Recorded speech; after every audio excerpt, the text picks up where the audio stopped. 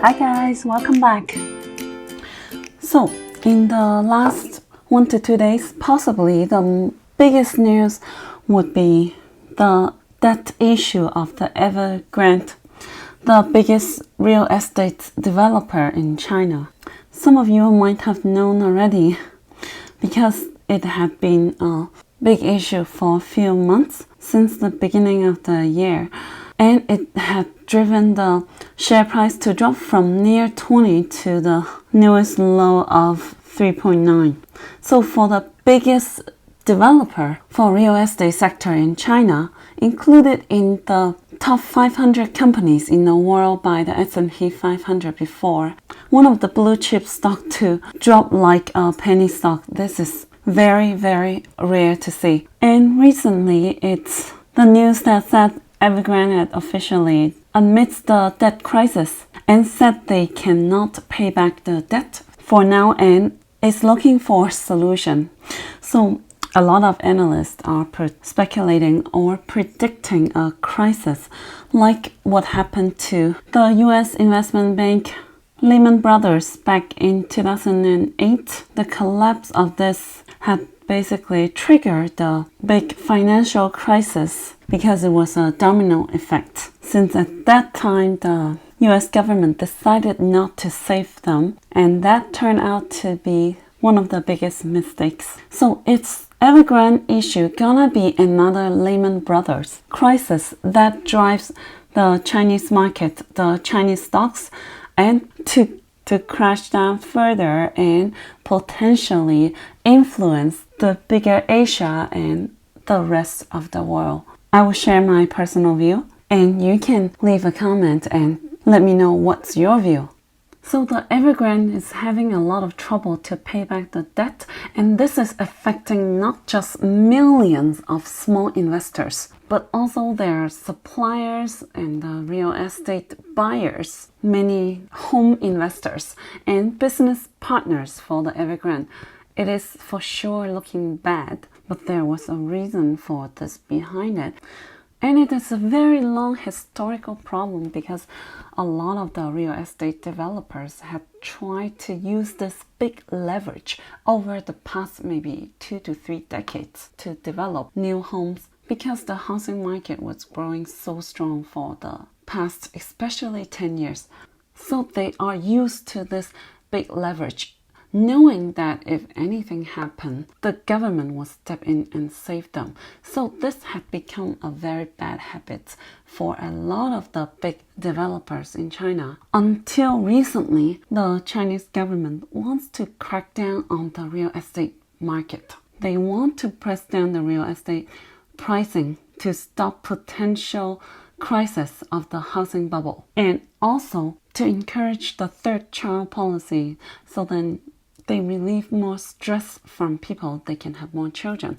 So that is why this time the government decided not to save the Evergrande, and this problem started to cook for a while. More and more speculations on the crisis and rumors recently saying that the Evergrande would go bankrupt, and then everyone, all the small investors would turn out to have nothing. So many small investors put their lifetime saving in this because this is not one of the penny stocks we invest like usually.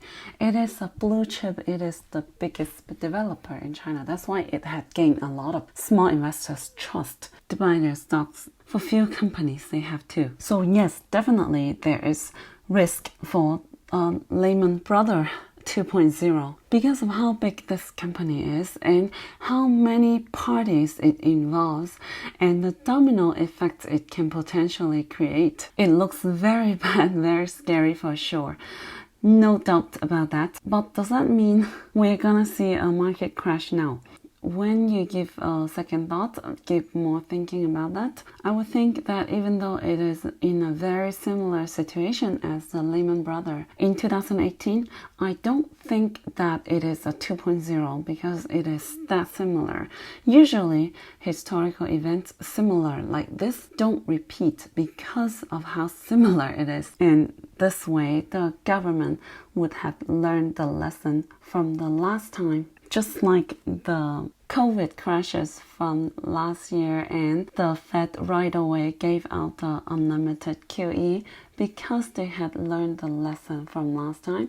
I'm not saying that this time the Chinese government would for sure bail out the Evergrand, but I'm saying that they for sure have learned the lesson from Lehman Brothers, so I don't think they would let this happen again exactly like a 2.0. So if they decided to bail out the Evergrande, it's for sure to ensure the stability. But if they don't, there might be a possible bigger reason behind it that we cannot tell. Maybe because the QE of the Fed is still flowing capital in China, and this way they are borrowing the wind from the US to solve this long-time issue of the real estate developers. In any ways, I do think that this is the kind of black swan that maybe the bigger institutions had known about this before the news, so had sold out some of their position already, and that is why it means that the share price of the market, some of the stocks had already priced in the black swan, and now it is left for the smaller institutions and the retail investors to sell out. So we would have witnessed the big dip and fast, and now what's left is either consolidation or slower dip to use time to digest the bad news for the market, to slowly sell more out if they haven't finished selling out. And in between, usually the bigger institutions would test the water and see if the selling had finished, how strong is the resistance. If the selling pressure is too strong, they would pull back, and if not, then there would be sign of the beginning after the retail investors sell out. News like this has driven the indexes down further, even though we were just starting to ease off a little bit of the fear of the Chinese government regulation on different sectors. And now the Evergrande crisis is starting to be more influential, and the fear mode is starting to kick back in more, had driven the index down and broken the support I gave previously at 25,700, which I thought would be a good support. But now the sentiment is still going downwards and broken the important support. Right now, it had reached the level on this day. It was the day when at first China released the PMI number, turned out to be bad, and the market head downwards. It was quite fearful, and magic happened. Everything got pulled up and turned out green at the closing. So I thought that day was a good shaking.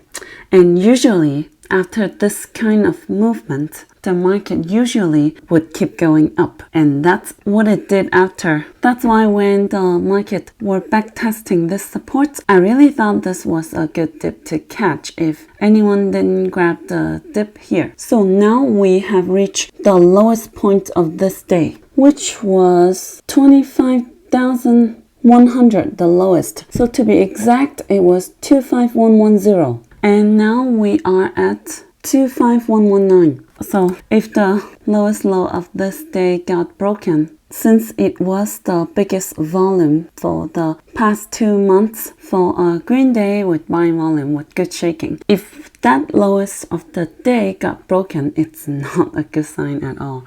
So if this lowest point doesn't hold, it might trigger more selling, more stop loss triggers, and potential lower lows. So let's see the closing.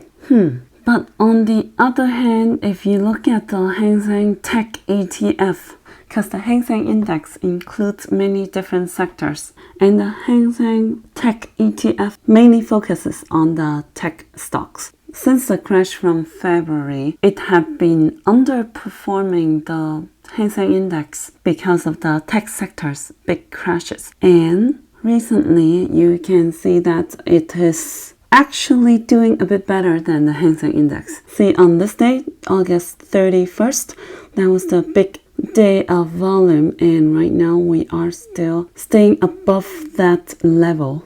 It was the lowest of 6.27, now it's 6.3, slightly above that. Shanghai Composite was outperforming Hang Seng Index also. You see on this day, August 31st, where I said it's a good sign, it's good shaking. And after that, the index kept running up, and you can see that it is making a almost new high of this year, passing the high of February, almost by just a few points. Guess everyone was expecting it to pass, and suddenly this black swan came at the right moment and drove it dipping down quite fast. Yesterday for 1.4% and today further. But in the long run, I think it is possible that it might get supported by this previous high around 3,620 and potentially form a platform for some time of consolidation before breaking out and make another movement up again. So this time we might possibly break the previous high of 3,731, which we were just one tiny step away.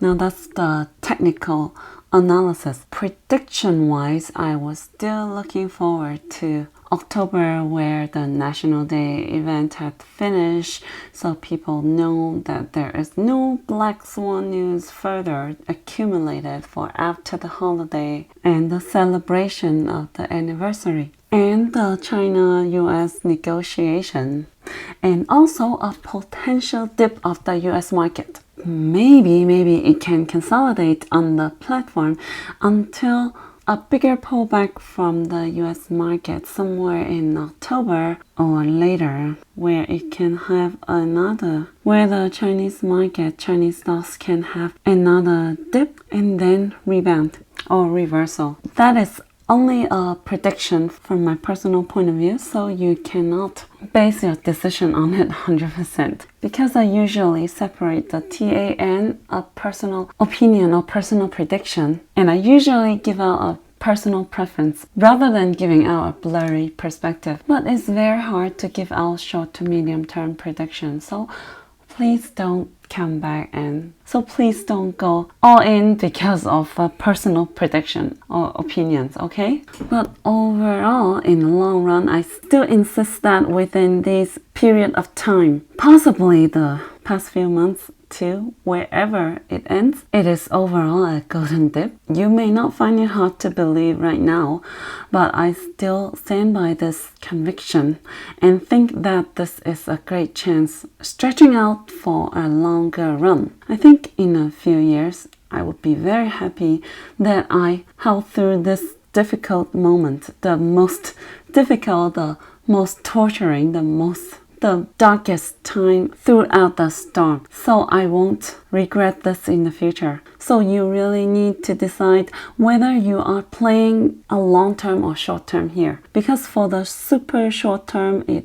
had indeed broken the support. The chart had turned bearish for the super short term for this moment, and I mean super short terms, maybe for a few days or a few weeks maximum, and after that I'm still optimistic. I'll just let the dust settle. Now that's it for today, and if you have enjoyed this video, please give me a big like and write me a great comment, and I'll see you tomorrow. That's it guys, hope you can find my videos helpful. Make sure you subscribe to my channel and give me a big like. Thank you.